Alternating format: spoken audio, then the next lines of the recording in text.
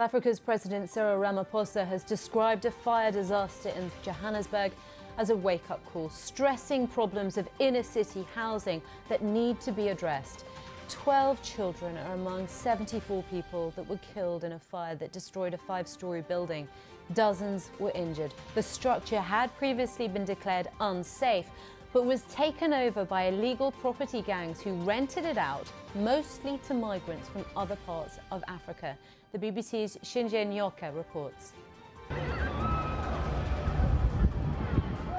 The sound of screaming piercing the night in the heart of Africa's richest city. Fire, fire, they shout, from a burning building home to hundreds of people.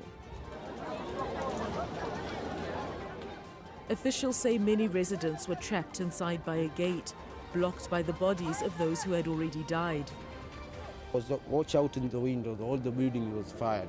So I decided myself to jump first. Yeah, I jumped down, my wife stole for me a baby, I catch him. Yeah, I tell him to tighten a bed sheet on a dish. He tightened a bed sheet on the dish, he came down, I catch him. Relief and shock etched on the faces of those who managed to escape. But the rows of body bags are a grim reminder of those who didn't.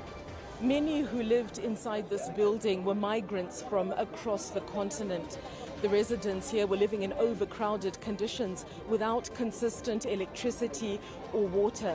Authorities say it resembled an informal settlement with shack-like partitions of cardboard boxes and sheets that likely fed the fire.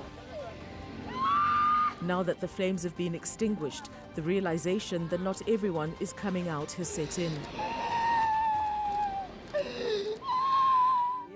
I couldn't get into the second floor because the fire was so bad. Someone found my 5-year-old and rescued him, but I lost my 2-year-old. I don't know what to do. I don't know where to go. The flames were so intense that people inside have been said to be burnt beyond recognition. I have got about 23 years in the service. I've never come across something like this in my whole life. We sympathize with the people who have lost their lives, the residents who have lost their lives here, but we must do something about it as a city, working together to make sure that we prevent incidents like this one. This evening, a visit by the South African president, support for him evident even among those grieving.